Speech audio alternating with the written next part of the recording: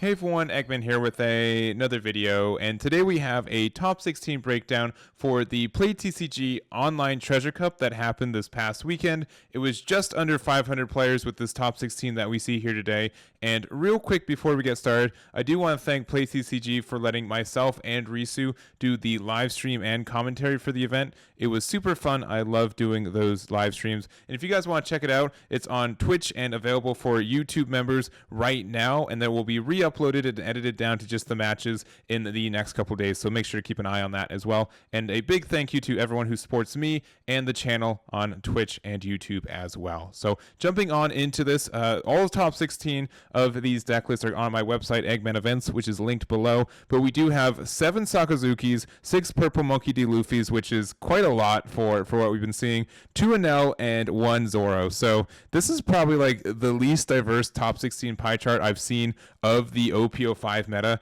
and one of the few ones that it does not have one of the big four in my mind, meaning Sakazuki, Purple Luffy, and Enel are present, but Katakuri is noticeably absent in this top 16, and we do have that one of Zoro to kind of round it out a little bit. So a little bit interesting. I have my own insights for what it is, because we do have, this is an approximate leader breakdown. I don't have the exact numbers, but it looks something where like this, where Sakazuki and Enel took just over 50% of this total leader breakdown, and then we do see here which Katakuri is playing a little bit less of a role than we usually see. But I think like part of the reason for that is with Jonas's finish at the North American finals here in North America, I think him getting first place did put Enel a little bit more on the map, not necessarily for people playing it, but also just people wanting to counter that deck specifically. So I think that's part of the reason Purple Luffy might be a little bit on the rise for this one. Purple Luffy's also just been doing fantastic for the region, or the finals across the world, winning both Latin American and Oceania finals with Purple Luffy. So I think that might be a factor for it. But honestly, really interesting. And again, like Katakuri not getting a finish, I think is weird in the top 16. I know there were a good amount of X2s that just didn't get into that top 16 cut, but I think it's weird as well. But I do think it's because less people are on it. I think there are a couple of Katakuri players that may have been converted into Enel players for this event too. So other than that, conversion rate for Sakazuki is good, as we usually see, just around 30% going into almost 40-45% of the top 16. Purple Luffy is fantastic, jumping from close to a little bit under 10% to almost half of this pie chart, about a third of it. So I think that's a really good conversion for that deck. And then obviously Katakuri didn't top Zoro in the main. And honestly, when we talk about fifth best deck, I think Zoro, Red, Purple, Luffy are Newgate are probably the ones that are the most prevalent for this conversation, at least until Star Deck 11 comes out. It might take that 5th place spot, but I do think it's just very interesting. So anyways, that's my insight on the data itself, but let's jump into the deck list for this event, starting off with our first place and second place Purple Luffys. So we do have Chris's version of Purple Luffy here, and also Taylor's version here, who got second. They played the finals. That was the final round for the undefeated, so that is the first or second. And Purple Luffy mirror matches are kind of a little weird in kind of how the value works. I will say Taylor's version of the build is moderately standard for what we've been seeing. Nothing too outrageous for their ratios. Deciding on going for Magellan for like super good yellow matches. The one of King, which I do like this version. I like putting 1 or 2 copies of this in the deck just because like late game it's better than Poly. And if you can afford to go that -1 Dawn to get like a 6-drop 7k body, 6 drops are a little bit tricky to remove for it, because like a 6-drop can't get for Sakazuki, they have to use like Great Eruption, Leader Effect, and another source to get rid of it. Meanwhile, Poly, Great Eruption, Leader Effect put you down to 2, so Rob Lucci or Hound Blaze can get rid of it. So that 6-drop is actually pretty impactful there. But otherwise, pretty standard. And then for Chris's list, running a couple of more wild cards. Nothing I'd say too crazy either. Also running the Magellan package, but also just running 3 of the Miss All Sunday, which I've been seeing pop up a little bit more often lately. It's kind of like a backup copy of Poly. The fact that it can play off your life is actually really impactful too, especially late game, because it just represents one more body that can attack. And you don't really lose out on anything either from this, because you are able to draw the card. You lose one Dawn, but that's not usually too bad of a deal. And like obviously, like if you play this on turn 2 going second, you're going to spot. So I do like the add of that one. We're also playing Magellan in this build, and then we also are playing the O Robin, which I've seen pop up every once in a while. So on play, if you have 8 or more Dawn cards on your 8 or more Dawn cards on your field, KO up to one of your opponent's characters with the cost of 3 or less. So this is okay for getting rid of some smaller bodies. Not a lot of targets all the time for it, but not too bad for going second or even going first using this effect, playing it. If you're able to get to 8 Dawn pretty quickly and get rid of some smaller bodies. But I don't find there's a lot of 3. Like, it's good for getting like rid of a brand new sometimes, but it's an interesting choice. The other interesting choice is we're only running 2 copies of Kaido, so not as much as this top end. I see more people kind of running to 4 Kaido than 2, just because they feel like they need to see it at times. But yeah, I guess running 2 is really wild to me. I don't think I could ever do that. I feel like I need to see this all the time, but it obviously worked out for Chris. It's just a little bit of a wild choice from my own experiences with it too. But anyways, that is the list here, and congratulations again to Chris for their first place finish, as well as Taylor for their second place finish with this build here. Next up, we have Zoro. So we do have Nicholas's version of this here, our only Zoro in the top 16, and it did go X1, so a third place finish is pretty strong for this. Zoro's been kind of up and down in a lot of ways.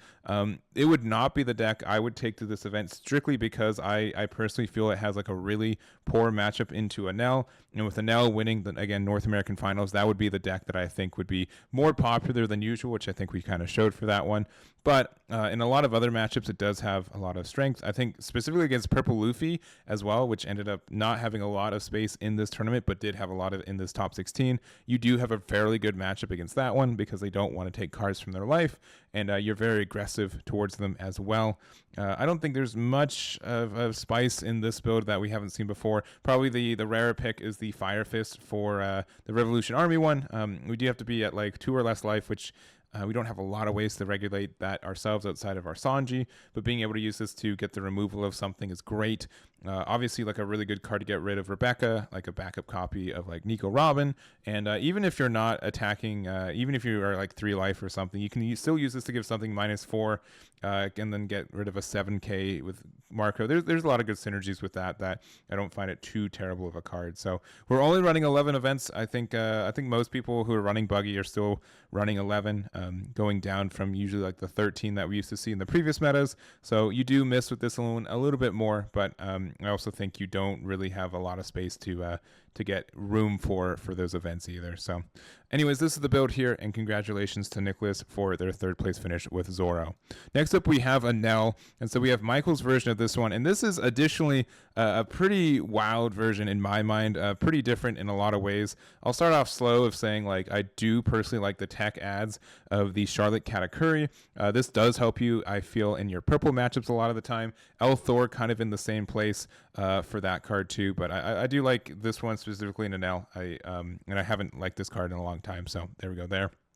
We are running the Thunderbolt, only at 2 copies, but Jonas's list, and most of the comparison is going to be to the first place list that Jonas ran, but El Thor and Thunderbolts are 2 ads that weren't in that build too, so those are probably cards people aren't playing around as hard as they probably were before finals, and then 3 copies of 200 million volts. But the other thing is that we have no copies of Shura whatsoever, which I think is a bold choice for this deck. No copies of Brule either, so we've decided to instead use the Charlotte Cracker as a backup card. So this does fix a lot of problems for some people. I do think it's a little bit expensive and too situational for its spot at times, but double attack does put you in range for a lot of games to be solved. So I don't think it's a worse choice. It's just a peculiar choice for me. And I think you gotta run some Shuras, I think, right? I don't think I could ever build this deck without Shuras, unless I'm playing like the Big Mom variant and I'm running the 1-drop puddings. But Just another bold choice that I'm not sure if I could fully commit to, but that doesn't mean it's wrong. It's just a personal choice, right? So other than that, we have our good top end for Enel 7 drops, which is becoming more and more of the standard. I think Jonas did show that is very, very good for helping out the Sakazuki matchup, and then the rest that we see here. So not much more to say, but a bolder list. I don't know if I could run this one personally, but a big congratulations to Michael for their finish there. And then last up, it's weird having Sakazuki being the last list we go over in a tournament breakdown, but it's where we're at now. So here's Ryan's build. We've been seeing this deck pretty consistently, 45 the same, if not more, of builds like this. I think Kaido's been a little bit less popular as of late, kind of proven that it's just a bit of a win more card. There are matchups where this does help you. Specifically, I think yellow, Enel does. I dislike seeing this card on the other side of the board, so it can help you win that matchup and not run out of resources. Other than that, I think it's fairly standard in a lot of ways. The only other card I think Kuzan's been a little bit more popular than lately. I think most people started at 2 copies. Some people took it out, but I think 3 can be in a good spot.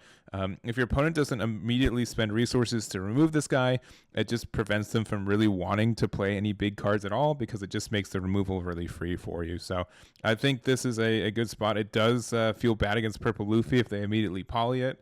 But in other than that matchup specifically, you can get a lot of good spots for just playing this guy too. So other than that, I think this is a pretty standard list, and congratulations to Ryan for their finish there.